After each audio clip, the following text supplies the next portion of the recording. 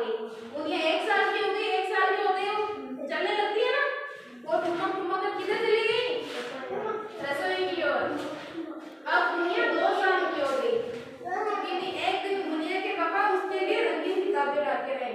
मुनिया जब 2 साल की हुई तब उसके पापा ने क्या लाए उनके लिए?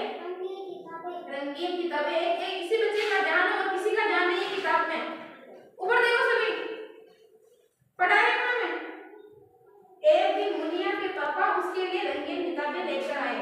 वे किताबों को गौर से देखने लगी।